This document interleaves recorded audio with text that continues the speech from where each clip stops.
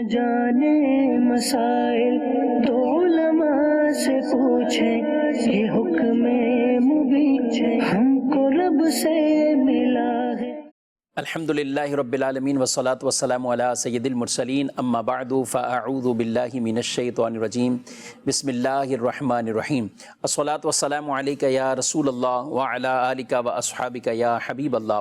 الصلاة والسلام علیکہ یا نبی اللہ وعلی آلکہ واصحابکہ یا نور اللہ۔ مدنی چینل کے ناظرین، پروگرام دارالافتاء اہل سنت میں آپ کو خوش آمدید کہتے ہیں، مرحبا کہتے ہیں۔ اللہ پاک ہم سب کے علم میں برکتیں عطا فرمائے، جو علم سیکھیں اس پر عمل پیرا ہونے کی توفیق عطا فرمائے۔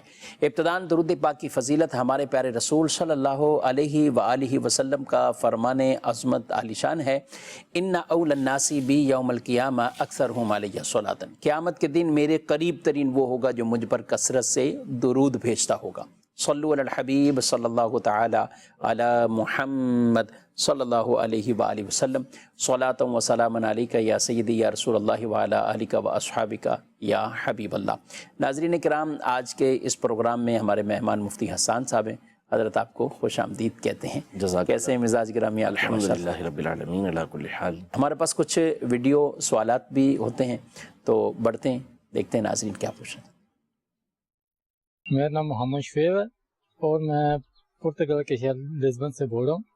تو میرا سوال یہ ہے کہ احرام کی حالت میں کسی نقصان دہ جانور کو مارنا جائز ہے یا ناجائز ہے؟ یہ بھی ان پابندیوں میں سے ہے، ممانعت میں سے ہے کہ نقصان دہ کوئی جانور سامنے آ جاتا ہے۔ بسم اللہ الرحمن الرحیم۔ دیکھیں، اصل جو ممانعت جانوروں کو مارنے کی ہے وہ حرم کے اعتبار سے ہے، ٹھیک، کہ حرم کے اندر جو ہے وہ جب بندہ داخل ہو جاتا ہے تو پھر اس کے لیے بہت ساری شرائط لاگو ہو جاتی ہیں کہ وہ حرم کے اندر وہ کام نہیں کر سکتا۔ تو اسی طرح احرام کی حالت میں بھی شکار یہ ممنوع ہو جاتا ہے، جو خشکی کا بالخصوص شکار ہے اس کی ممانعت کی گئی ہے۔ لیکن وہ جانور کے جو اذیت پہنچانے والے ہیں، جیسے سانپ ہو گیا، بچھو ہو گیا، اور یوں ہی جو ہے وہ چوہا ہو گیا، تو اس طرح کے جانور کے جو ایذا سے ابتدا کرتے ہیں انہیں حل و حرم دونوں میں مارنے کی اجازت ہے۔ ٹھیک، یعنی آپ حرم کے اندر بھی اسے مار سکتے ہیں، اور جو حرم کے علاوہ حل ہوتا ہے، جو حرم کے بیرون حرم جسے آپ کہہ رہے ہیں، تو اس میں بھی انہیں مارا جا سکتا ہے، اس میں حرج نہیں ہے۔ ٹھیک ہے۔ اور حرم کے اندر بطور خاص یعنی جو نقصان دہ نہیں ان کے علاوہ ان کو تو نہیں مار سکتے، وہی جانور کے جو اذیت دینے میں ابتدا کرتے ہیں، یعنی خود سے، جیسے سانپ ہے، آپ اس کو کچھ نہ بھی کہیں تو وہ کاٹے گا، بچھو کا بھی یہی معاملہ ہے، جو چوہا ہے اس کا بھی یہی معاملہ ہے کہ بغیر کسی وجہ کے وہ نقصان پہنچاتا ہے۔ تو جو نقصان پہنچانے والے کے جو ابتدا نقصان کے ساتھ کرتے ہیں، ایسوں کو حرم کے اندر بھی مارا جا سکتا ہے۔ ٹھیک ہے۔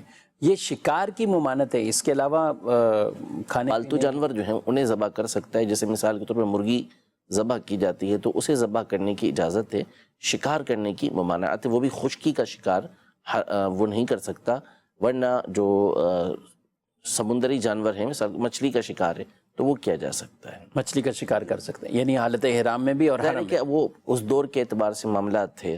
اب ہمارے دور میں تو ایک بعید سی چیز ہے کہ کوئی احرام کی حالت میں ہو باقاعدہ شکار کے لیے جائے، چاہے وہ خشکی کا ہو چاہے وہ جو ہے وہ سمندر کا ہو، دونوں صورتوں میں عام طور پہ کوئی جاتا نہیں ہے۔ یہ احکام اس کے بہرحال بیان کیے گئے کہ پچھلے دور کے اندر یہ معاملات ہوتے تھے، اسی لیے قرآن مجید فرقان حمید میں ان کا تذکرہ یہ کیا گیا ہے۔ اور ظاہر ہے ان لوگوں کے لیے کھانے کے اہتمام ہی اسی طرح کے ہوتے تھے، ان چیزوں کے ذریعے ہوا کرتے تھے۔ ٹھیک ہے جی، مزید سوال۔ احمد رضا تاری لسبن پرتگال سے آپ کی خدمت میں حاضر ہے۔ میرا مفتی صاحب کی بارگاہ میں سوال یہ ہے کہ اگر طواف کے دوران رکن یمانی کو ہاتھ نہیں لگا سکتے تو کیا حجر اسود کو جس طرح استلام کرتے ہیں کیا اس طرح رکن یمانی کو بھی استلام کر سکتے ہیں؟ رکن یمانی، یہ رکن یمانی کسے کہتے ہیں یہ بھی بتائیں استلام کے لیے۔ جی، رکن یہ گوشے کو بولتے ہیں، کنارے کو بولتے ہیں۔ تو کعبۃ اللہ المشرفہ کے چونکہ چوکور عمارت ہے تو اس میں 4 اس کے گوشے ہیں، ایک رکن یمانی، ایک رکن اسود جس میں حجر اسود لگا ہوا ہے، ایک رکن عراقی اور ایک رکن شامی۔ تو جو رکن عراقی اور شامی ہیں یہ حقیقی اعتبار سے جو کعبہ ہے اس کے گوشے نہیں ہیں، کیونکہ آپ نے دیکھا ہوگا کہ حتیم بنا ہوا ہے، تو یہ حتیم اصل میں کعبے کا حصہ تھا۔ اگر کعبے کی جو عمارت ہے یہ پوری اسی کے اس کو اپنے گھیرے کے اندر لے لیتی تو یہ حقیقی اعتبار سے 4 گوشے ہو جاتے پورے، لیکن چونکہ یہ باہر حصہ نکالا ہوا ہے اس زمانے کے اعتبار سے، تو یہ حقیقی اعتبار سے رکنے جو شامی اور عراقی ہیں یہ گوشے نہیں ہیں، کنارے نہیں ہیں۔ کنارے یہ اس صورت میں بنتے جبکہ کعبے کی عمارت اس کو گھیرے میں لیے ہوئے ہوتی، جیسا کہ تقریباً سب نے دیکھا ہوگا کہ کعبۃ اللہ المشرفہ کی عمارت ہے اور اس کے ساتھ ایک دائرے کے اندر، ہاف دائرے کے اندر ایک جگہ بنی ہوئی جس کو حتیم کہا جاتا ہے، یہ حقیقی اعتبار سے کعبے کا حصہ ہے، عین کعبہ ہے۔ اب ہوتا یہ کہ اگر یہ پورا یہ دائرہ یہ بھی کعبے کے اندر آ جاتا ہے تو اس کے 4 گوشے پورے بن جاتے ہیں، لیکن وہ اس زمانے میں چھوڑ دیا گیا کسی وجہ سے۔ تو اب حقیقی اعتبار سے یہ دونوں گوشے نہیں ہیں، اصل جو گوشے ہیں، اصل جو کنارے ہیں وہ رکن اسود اور رکن یمانی ہیں جو کعبے کے اس طرف ہیں، حتیم کے بالکل اپوزٹ سائڈ پر آپ آئیں گے تو پھر وہ جو کعبے کے دونوں کنارے بنتے ہیں ان میں ایک کنارے کے اندر حجر اسود لگا ہوا ہے، یہ جو ہے وہ رکن اسود کہلاتا ہے، اور اسی سے پہلے جو ہے وہ رکن یمانی آتا ہے، سیدھے ہاتھ کی طرف کا رکن یمانی وہ کہلاتا ہے۔ تو یہ جو دونوں گوشے ہیں یہ حقیقی اعتبار سے کعبے کے گوشے ہیں۔ تو حجر اسود کو چومنا، اس میں چونکہ حجر اسود لگا ہوا ہے تو اس کو بوسہ لینا بھی ہے، اور اگر اس کے بوسے لینے پر کسی کو قدرت نہیں ملتی، جیسا کہ عام طور پہ آج کل نہیں ملتی کسی کو، تو طواف کی ابتدا میں اگر کوئی اس کا بوسہ نہیں لے سکتا تو استلام اس انداز میں کرے گا کہ دور سے اس کی طرف اشارہ کر دے، یعنی کوئی صورت نہیں بنتی تو اب دور سے اشارہ کرنا ہے اور اسی پر بسم اللہ اللہ اکبر، بسم اللہ والحمدللہ واللہ اکبر والصلاۃ والسلام علی رسول اللہ اس نے پڑھ لیا تو یہ اس کا استلام ہو گیا۔ لیکن جب چکر لگاتا ہوا یہ رکن یمانی پر پہنچے گا، اگر رکن یمانی کو آپ چوم سکتے ہیں، ہونٹوں سے چوم سکتے ہیں تو چومیں گے، باقی اس کے علاوہ اس کا استلام کرنے کی اجازت نہیں ہے، یعنی اس کا استلام نہیں ہے، نہیں، ہاں اس کو چوما جائے گا، اور اگر موقع نہیں ملتا تو پھر سیدھا گزر جائیں گے۔ لوگ کر رہے ہوتے ہیں عام طور پہ ان کو بھی استلام کر کرتے ہوتے ہیں، لیکن اس کی اجازت نہیں ہے۔ ٹھیک ہے، تو چومنے میں کوئی مذاکرہ نہیں ہوگا احرام میں؟ ہاں وہ ایک الگ میٹر ہے، وہ تو حجر اسود کے اعتبار سے بھی ہوگا، ٹھیک ہے، وہ ایک الگ جداگانہ بات ہے کہ کعبۃ اللہ المشرفہ میں آپ چاہے اس کے طواف کرنے کے بعد اس کے پردے کے ساتھ آپ چمٹے ہوئے ہیں، دعائیں کر رہے ہیں، تو جب احرام کی حالت ہوگی تو احرام کی حالت میں ایک جو ممنوع چیز ہوتی ہے، جو احرام پہنا ہوا شخص ہوتا ہے جس کو محرم کہا جاتا ہے، اس کے لیے ایک ممانعت یہ ہوتی ہے کہ وہ خوشبو نہیں لگا سکتا۔ اب ہمارے دور کے اندر چونکہ حجر اسود پر بکثرت خوشبو لگائی جاتی ہے، جس کو موقع ملتا ہے چومنے کا تو چومنے کے ساتھ ساتھ اگر خوشبو ہوگی تو وہ برکت کے لیے خوشبو لگا دیتا ہے اس کے اندر۔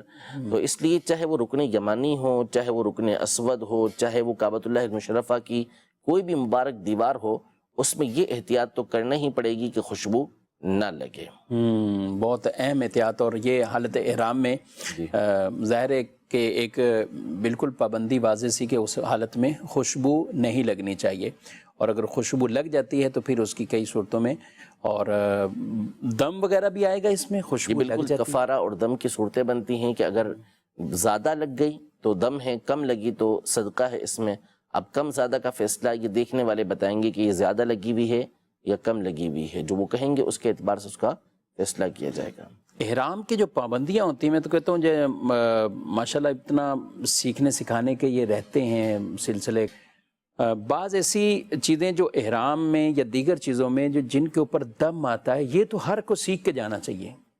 جی بالکل، اصل میں دیکھیں حج کی تو بنیادی تربیت لے کر ہی جانا چاہیے، یعنی اس میں آپ یہ سمجھ دیں کہ بعض اوقات جو یوں کہہ لیں کہ بڑے بڑے علماء ہوتے ہیں اور جن کے علم کے ڈنکے ہوتے ہیں، تو حج چونکہ ایک ایسا فریضہ ہے کہ عام طور پہ زندگی میں کم ہی لوگ ادا کر پاتے ہیں، پورا اس کو فرض ادا کرنا اس کا تو ہر ایک کے پاس اتنے اسباب مال نہیں ہوتا کہ وہ جا سکے، تو پھر اس میں جو ہے نا وہ بسا اوقات وہاں پہ ان کو بھی بہت ساری چیزوں میں اشتباہ پڑ جاتا ہے، وہ سوچکا نہیں پڑتا ان کو کہ کریں تو کیا کریں اس پر، تو لیکن یعنی اہل علم کے لیے بھی یہ بھی ہوتا ہے بڑا اس حوالے سے، تو اس لیے ظاہر ہے کہ ایک عام شخص جو ہے اس کو تو اس میں اور زیادہ احتیاط کی ضرورت ہے۔ یہ مشکل مرحلہ یوں نہیں ہوتا کہ ایک لحاظ سے مشکل ہوتا اور ایک لحاظ سے مشکل نہیں ہوتا۔ ٹھیک، اگر آپ جیسے ہمارا دور ہے نا بالخصوص، اس میں تو آپ یہ کہہ لیں کہ بہت ساری چیزیں ہمارے سامنے ویسے ہی واضح ہو جاتی ہیں، اتنی ویڈیوز موجود ہیں،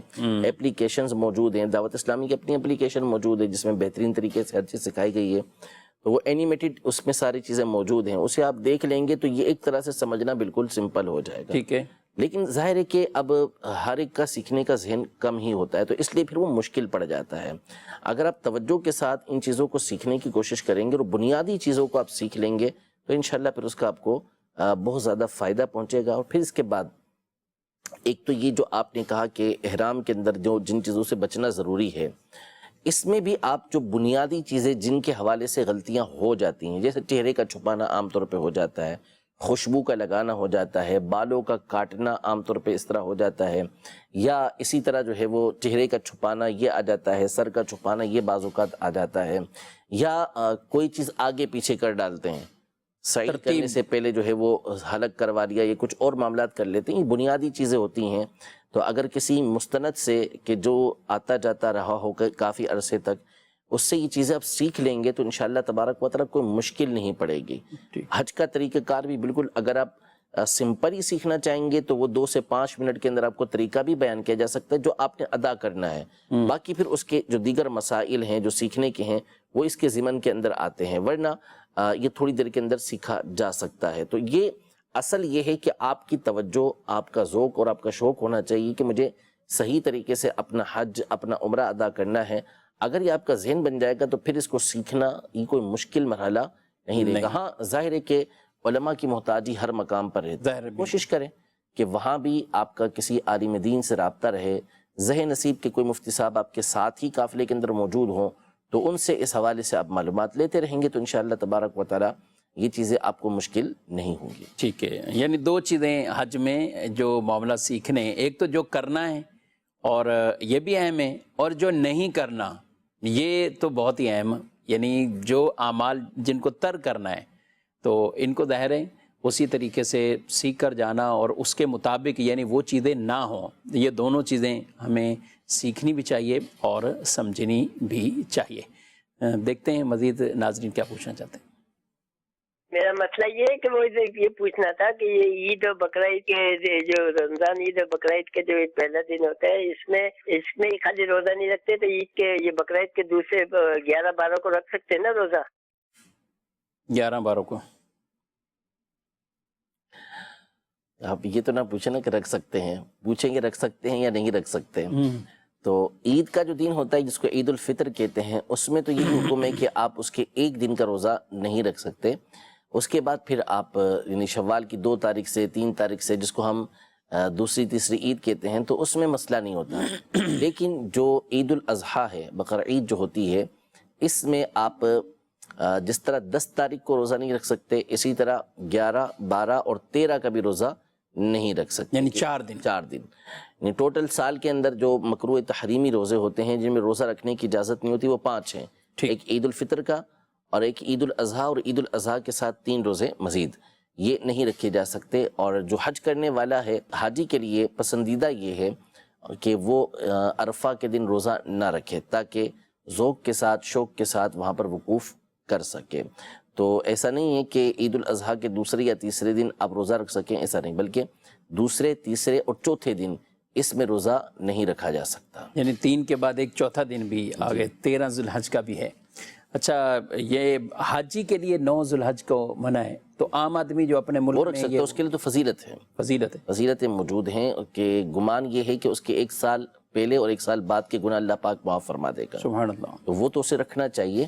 یہ اس کے لیے ہے تاکہ اس کو سمجھ چکے مخصوص عبادتیں کرنا ہوتی ہیں، وقوف کرنا ہوتا ہے، کھڑے ہو کے اللہ پاک کی بارگاہ میں عبادت کرنا ہوتی ہے. تو اس وقت سب سے زیادہ اہمیت اس چیز کی ہوتی ہے. اس لیے اس دن اگر یہ روزہ رکھے گا تو اس کو کمزوری آئے گی. لہٰذا اس کے لیے اولا یہ قرار دیا گیا اور ناپسندیدہ اس کے لیے کہ اس دن وہ روزہ رکھے. اس کے لیے پسندیدہ عمل یہ ہے کہ اس دن اس کا روزہ نہ ہو اور وقوف عرفہ کرے اور اللہ پاک کی بارگاہ میں خوب گریہ وزاری کرے، دعائیں مانگے انشاءاللہ. جی مسیح صاحب. مفتی صاحب یہ بتائیں کہ ویڈیو گیم جو دکانیں کھلی ہوتی ہیں اس میں بچے جو ہیں وہ 20-30 روپے یا 50 روپے کے ٹوکن لیتا ہے، وہ ٹوکن اس میں ڈالتے ہیں اور وہ ویڈیو گیم جو ہے وہ چلتا ہے. وہ اپنے جتنے راؤنڈ ہیں وہ اپنے چلاتا ہے اور پھر اس کے بعد وہ اب 1 گھنٹہ ہو یا آدھا گھنٹہ ہو اس کے وہ پیسے دیتا ہے. تو یہ کمائی لینا یا اسے پیسے لینا اس طرح کی کمائی جائز ہے کہ نہیں ہے؟ اس حوالے سے رہنمائی فرمائیں. جی ویڈیو گیم کی اجرت یعنی یہ تو وہ چیز ہے کہ تھوڑا سا بھی شعور رکھتا ہو بندہ تو وہ جانے گا کہ یہ ناجائز و حرام کام ہے. یہ یعنی جان لہو و لعیب اس اعتبار سے ہے کہ اس میں فضول کام ہے جس کی شریعت ویسے ہی ممانعت کرتی ہے. پھر اس کے بعد اس کے اندر جس طرح کی خرافات ہوتی ہیں، میوزک کا ہونا، پھر اس کے بعد ناجائز کاموں کا اس کے اندر ہونا، بے حیائی ہونا، اور ذہن کی خرابی اس کے اندر کس قدر زیادہ ہے، پھر اس کے بعد جو وقت کا اس کے اندر ضیاع ہے، تو یہ دینی دنیاوی دونوں اعتبار سے خرافات کا مجموعہ ہے. تو اس طرح کا تو کاروبار جائز ہی نہیں ہے، اور اس کے اوپر جو اجرت مل رہی ہے وہ اجرت بھی حرام ہے. اس کی اجرت لینا بھی یہ جائز نہیں ہے، چاہے وہ آدھا گھنٹہ کھیلے چاہے وہ پونا گھنٹہ کھیلے، اس کا کوئی لحاظ نہیں ہے.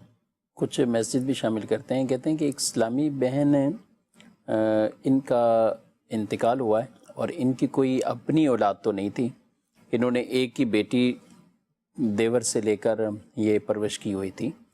ان کو کچھ پیسے ادا کرنے تھے، یعنی قرض تھا، تو اب یہ پیسے اس بیٹی کو دیے جائیں، ان کے شوہر کو دیے جائیں، کس کو دیے جائیں؟ یعنی یہ کسی سے مانگتی تھیں، کسی نے ان کا ادا کرنا ہے، ان کا ادا کرنا ہے. تو ظاہر ہے کہ یہ تو جو ورثہ ہیں انہی کا ہوگا.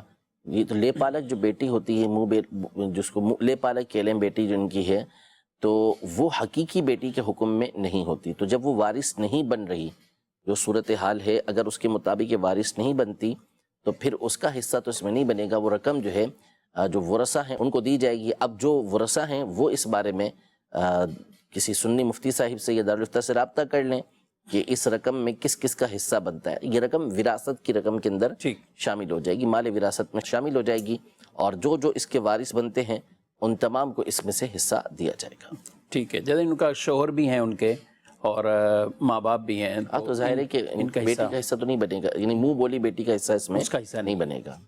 ٹھیک ہے. مزید سوال. میں محمد بلال آزاد تاری فیصل آباد سے بول رہا ہوں. میرا مفتی صاحب کی بارگاہ میں یہ سوال ہے، امام کے پیچھے جب بندہ نماز پڑھتا ہے تو اس کی 4 رکعتوں میں دوسری تیسری چوتھی رکعت میں شامل ہونے کا طریقہ عنایت فرما دیں.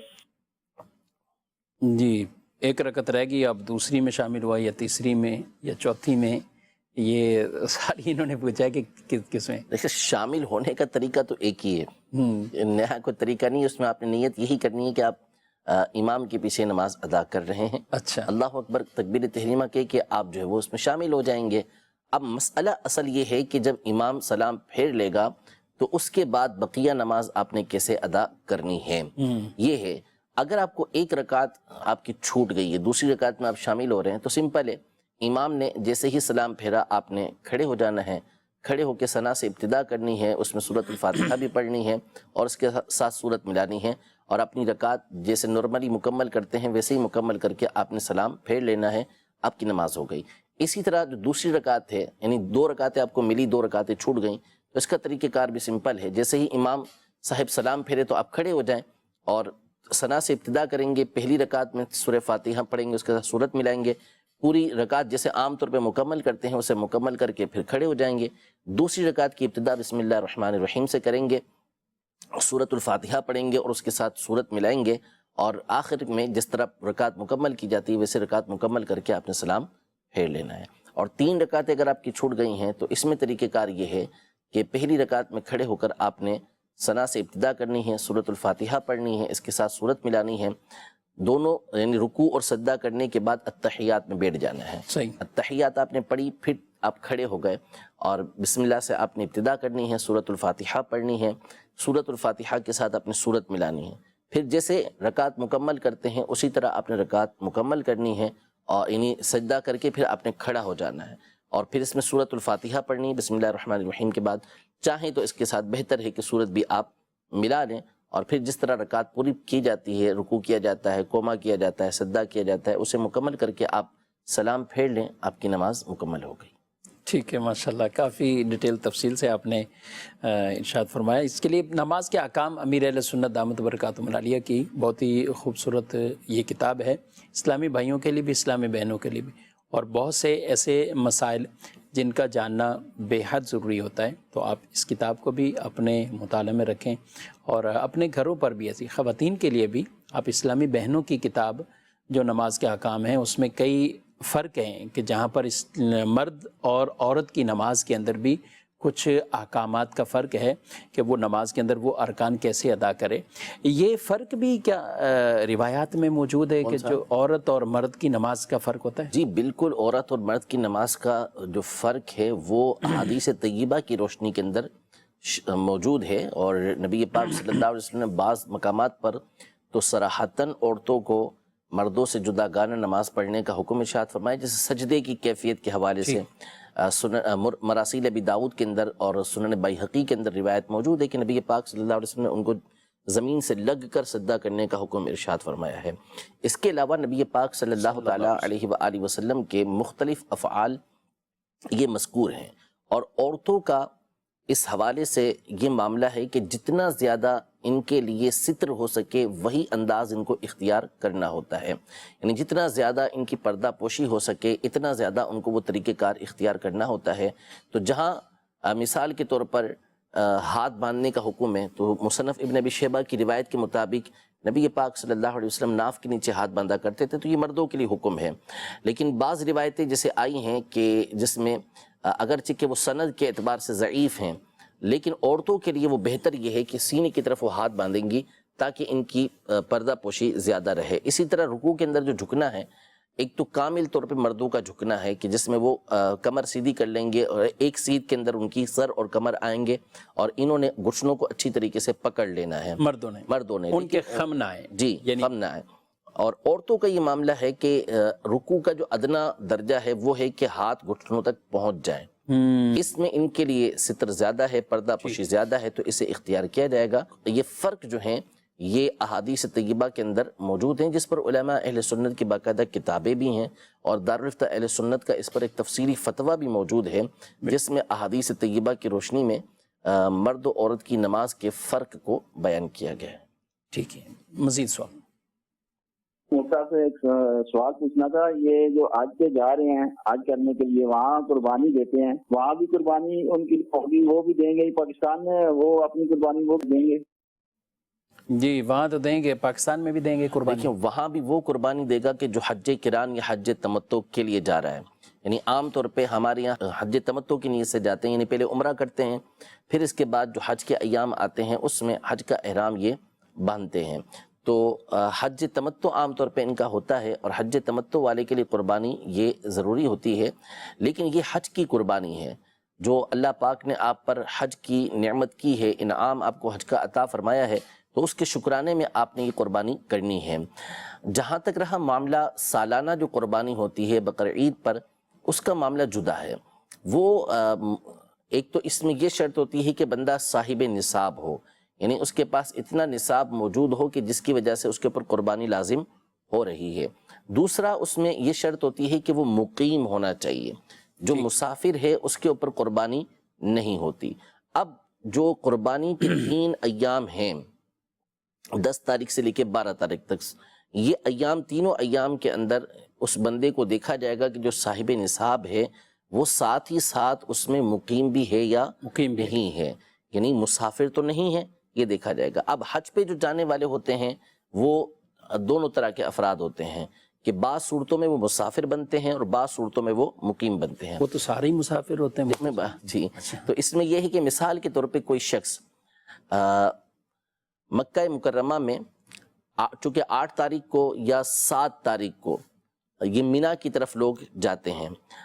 ہم یوں اس کو کر لیں، اگر یکم ذوالحجہ سے پاکستان سے گیا، اب وہ تو پھر ایک دوسری صورت ہو رہی ہے. ہم پہلے اس پر آ جاتے ہیں کہ مثال کے طور پر وہ شخص 20 ذی قعدہ کو ٹھیک ہے پاکستان سے گیا وہ حج کرنے کے لیے، اور اس کے ابتدائی سارے کے سارے ایام یہ مکہ مکرمہ کے اندر ہیں. ٹھیک ہے، یعنی 15 دن سے زیادہ وہ مکہ مکرمہ کے اندر رہے گا مینا جانے سے پہلے.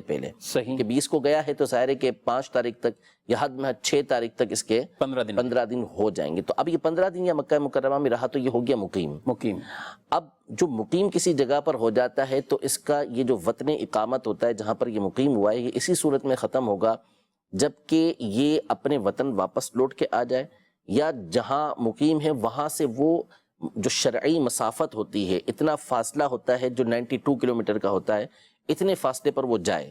تو اب اس کا یہ وطن اقامت یہ ختم ہوگا. لیکن مینا جو ہے یہ اتنا دور نہیں ہے، یہ بالکل قریب ہے. مینا، عرفات، مزدلفہ یہ چند کلومیٹر کے فاصلے پر مکہ مکرمہ سے ہیں. لہذا 15 دن کے بعد اگر وہ مینا جاتا ہے، مزدلفہ جاتا ہے، عرفات جاتا ہے تو وہاں پر وہ مقیم ہی رہے گا. صحیح. اب جب وہ وہاں پہ مقیم ہے اور صاحب نصاب بھی ہے تو پھر اس کے اوپر جو حج کے علاوہ کی قربانی ہے بقرہ عید کی وہ کرنا اس پر لازم ہو جائے گی. اب چاہے وہ وہیں پہ کر لے، چاہے یہاں پاکستان میں کسی کو وہ اپنا وکیل بنا دے کہ دونوں مقام پر وقت موجود ہونا چاہیے.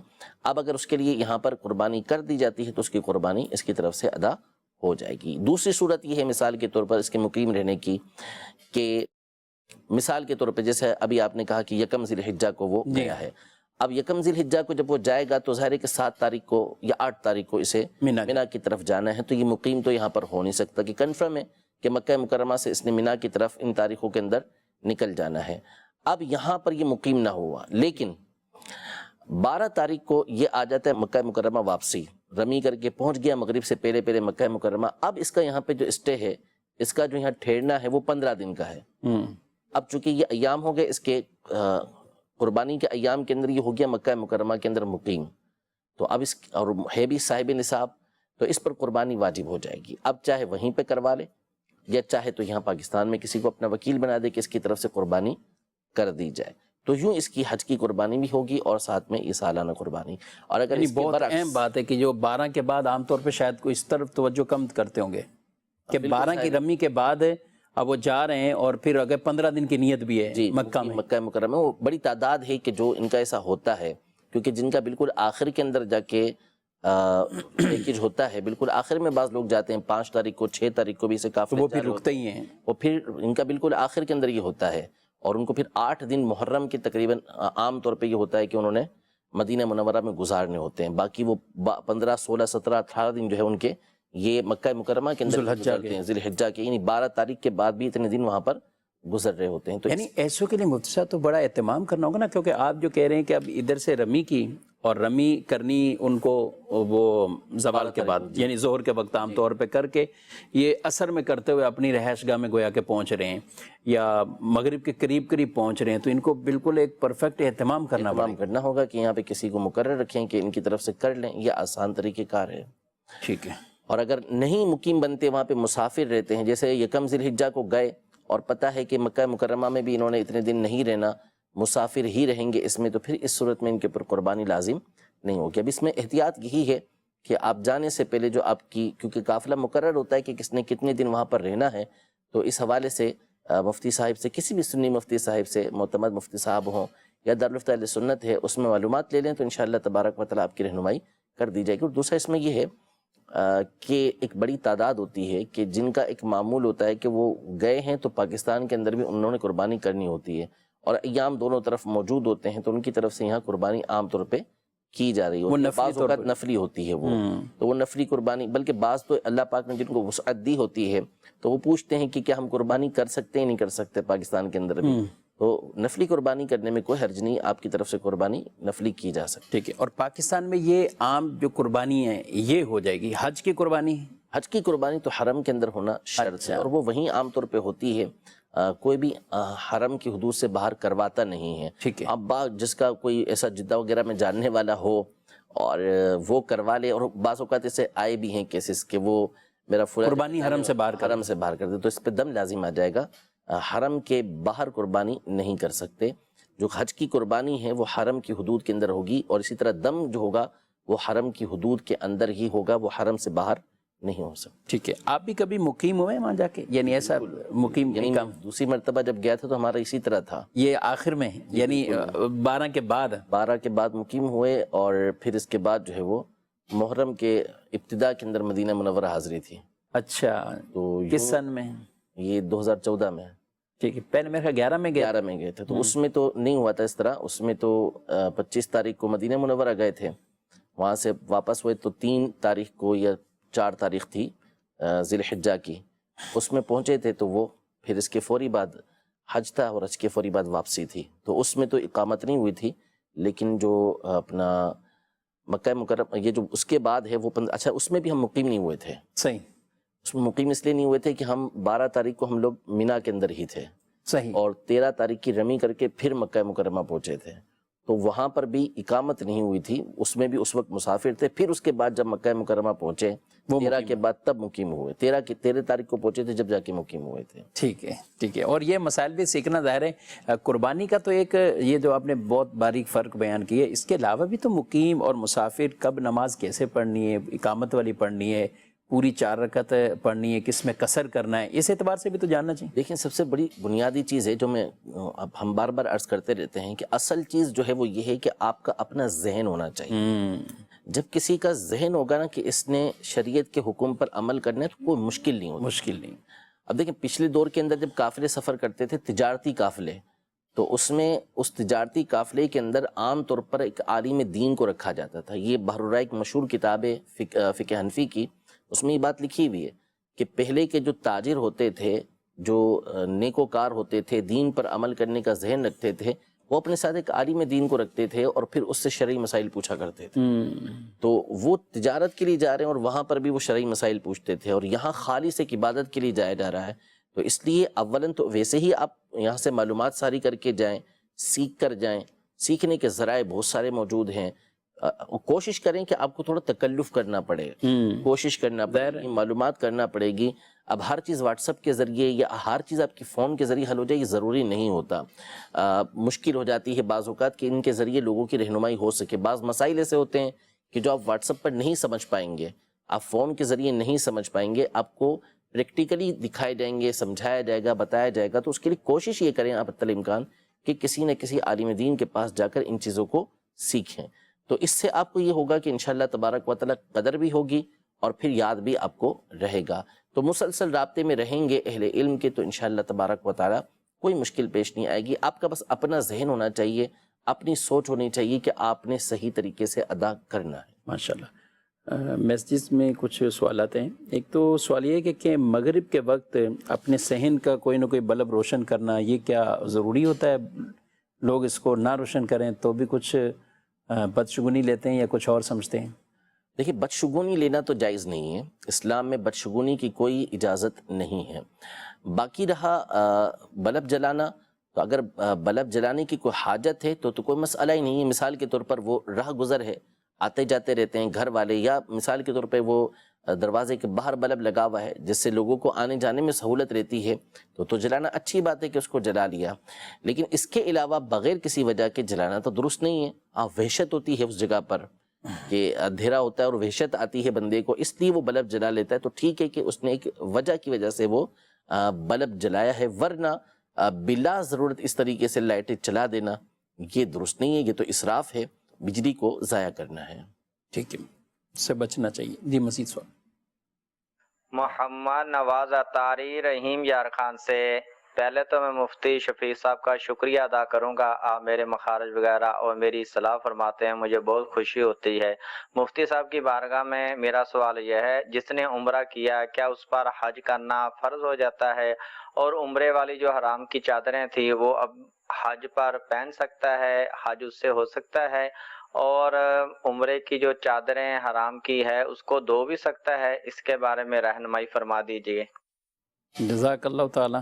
اللہ تعالیٰ آپ کو بہت برکات عطا فرمائے. آج وہ درستگی تھی. چلیں، یہ جو کہہ رہے ہیں کہ عمرہ جو کرے تو اس پہ حج بھی کرنا، پھر عمرے کا احرام حج میں استعمال کرنا، پھر احرام جو ہے اسے دھو کر پھر استعمال کرنا. پہلا جو سوال ہے کہ جس نے عمرہ کر لیا اس کے اوپر حج بھی فرض ہے، تو ایسا نہیں ہے. اصل حج کے اپنے شرائط ہیں، جب وہ پائے جائیں گے تو اس صورت میں حج کرنا یہ ضروری ہوگا. ایک مشہور و معروف مسئلہ یہ لوگوں کے ذہن کے اندر ہوتا ہے کہ جس نے شوال کے مہینے کے اندر عمرہ کر لیا اس پر حج کرنا یہ فرض ہو جاتا ہے، تو ایسا نہیں ہے. شوال کے مہینے میں جس نے عمرہ کر لیا ہے تو اب مثال کے طور پر بہت سارے افراد وہ ہوتے ہیں جن کا واپس لوٹنا ضروری ہوتا ہے، ان کو اجازت ہی نہیں ہوتی کہ وہ وہاں پر رہ سکیں گے، انہوں نے واپس ہی آنا ہوتا ہے. دوسرا یہ کہ جو وہاں پر عمرہ کرنے کے لیے گئے ہیں بڑی تعداد وہ ہوتی ہے کہ جن کے پاس اتنی گنجائش نہیں ہوتی کہ وہ حج تک جو رقم ہے اس کو ادا کر سکیں، وہاں کے ہوٹلز وغیرہ جو ہے وہ لے سکیں، اور ویسے بھی اس کی اجازت نہیں ہوتی کہ اس طرح جانے والا وہاں پر حج تک کے لیے رک سکے گا. حج کی تصریحات یہ الگ ہوتی ہیں، اس کے ویزے بھی الگ ہوتے ہیں. اگر آپ وہاں ٹھہریں گے تو یہ غیر قانونی ٹھہرنا ہو جائے گا، قانون اس کی اجازت بالکل بھی نہیں دے گا. تو یہ جو ذہن کے اندر بٹھا ہوا ہے اور بہت سے لوگ کہتے ہیں کہ جی شوال کے اندر عمرہ کر لیا تو حج کرنا ضروری ہو جائے گا، ایسا نہیں ہے۔ شوال میں عمرہ کیا ہو یا نہ کیا ہو، باہر صورت یہ دیکھا جائے گا کہ آپ کے اوپر حج فرض ہے یا نہیں ہے۔ وہی استطاعت حج کی جو شرائط اگر پائی جاتی ہیں تو آپ کو حج کرنا ہوگا، اور نہیں پائی جاتی تو آپ کے اوپر حج فرض نہیں ہوگا۔ دوسرا سوال جو انہوں نے کیا، عمرے کے احرام میں چادریں استعمال کی ہیں یا تولیہ جو بھی استعمال کیا ہے جس کو احرام انہوں نے بنایا ہے، اسے حج میں استعمال کر سکتے ہیں یا نہیں کر سکتے؟ تو بالکل کر سکتے ہیں، اس میں کوئی حرج نہیں ہے، بلکہ استعمال کرنا چاہیے۔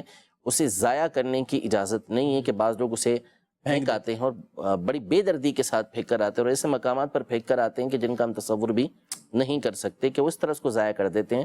تو ایسا نہیں کرنا چاہیے، یہ اسراف ہے۔ تیسرا یہ کہ اس کو دھو سکتے ہیں یا نہیں دھو سکتے؟ تو بالکل دھو سکتے ہیں۔ کتنے احرام لے کے جائیں گے؟ بعض اوقات دھونے کی اسے ضرورت پڑتی ہے، بندہ 2 یا حد میں 3 لے جائے گا، اس سے زیادہ تو لے کے نہیں جا سکتا۔ اور بسا اوقات جب عمرے زیادہ کرتے ہیں تو پھر وہ میلا ہو جاتا ہے اور اسے دھلانے کی یہ ضرورت پڑتی ہے، تو بالکل اسے دھلوایا جا سکتا ہے، دھویا جا سکتا ہے، اس میں کوئی حرج نہیں ہے۔ جیسے موسم گرمی کا موسم ہے تو ایک ہی مرتبہ عمرہ کرنے میں بعض اوقات ایسی کیفیت ہو جائے گی سے وہ بھر بھی جائے گا تو مشکل ہو جائے گی اس کے لیے، دھونا چاہیے۔ 2-3 ویسے حج کے لیے کوئی نیا احرام یہ ہونا چاہیے، اس کا کیا مشہد ہے؟ ایسا نہیں ہے۔ اب شروع میں بھلے کوئی نیا احرام لے کے جائے، اچھی بات ہے، لیکن جو حاجی ہے یہ میلا کچیلا حاجی اللہ پاک کو پسند ہے۔ اچھا، یعنی ویسے اسلام جو ہے وہ طہارت کو، صفائی ستھرائی کو پسند کرتا ہے، اس حالت میں بھی پسند کرتا ہے، لیکن یہ جو عرفات کے میدان میں حاجی حاضر ہوتے ہیں یہ دور دور سے ایک ہی کیفیت کے اندر ننگے سر ہیں، یعنی سر منڈے ہوئے ہیں، گنجے ہوئے ہوئے۔ عام حالت میں اس طرح سر منڈا کے جیسا ہم جیسا بندہ ہے تو وہ چونکہ امامہ پہنتا ہے، ٹوپی پہنتا ہے تو وہ نکل بھی نہ سکے سامنے، لیکن وہاں بڑے خوشباش سارے کے سارے سر منڈا کے سب ویسے ہی ہے نا، سب ہوتے ہیں، نہ بھی ہوں تو خوش ہو رہے ہوتے ہیں اس کیفیت کے اندر۔ پھر جو چادریں پہنی ہوئی ہوتی ہیں، عام روٹین میں اس کو پہننا نہیں ہوتا، وہ پہنی ہوئی ہوتی ہیں، اور اس حالت میں یہ اللہ پاک کی بارگاہ میں حاضر ہوتے ہیں۔ تو اللہ پاک فرشتوں کے سامنے فخر فرماتا ہے کہ پراگندہ بال میلے کچیلے میرے بندے اس حال میں میری بارگاہ میں حاضر ہوئے۔ فرشتوں کے سامنے اللہ پاک فخر فرماتا ہے۔ تو یہ جو کیفیت ہوتی ہے اس کو کہا جاتا ہے کہ یہ رحمت کو ابھارنے والی کیفیت ہوتی ہے۔ تو اگر تو بہت زیادہ احرام گندا ہو گیا ہے کہ کراہت آ رہی ہے، بندہ اسے پہن نہیں پاتا، کیچڑ لگ گیا ہے یا کچھ اور معاملہ ہو گیا ہے، تو اس کو تو بندہ دھو لے، یا ناپاک ہو گیا تو اس کو دھو لے، ورنہ حتی الامکان کوشش کرے کہ یہ جو میلا کچیلا ایسا میلا کچیلا کہ دوسروں کے لیے کراہت کا سبب اور خود اپنے لیے تکلیف کا سبب نہ بنے، تو اسے پہنے اور اللہ پاک کی بارگاہ میں دعا کرے۔ ماشاءاللہ ماشاءاللہ، بہت ہی پیاری باتیں آپ نے سماعت کی ہیں۔ اللہ پاک ہم سب کو بار بار یہ حاضریاں عطا فرمائے، آمین بجاہ النبی الامین صلی اللہ علیہ وآلہ وسلم۔ جانے مسائل تو علماء سے پوچھیں، یہ حکم مبین ہم کو رب سے ملا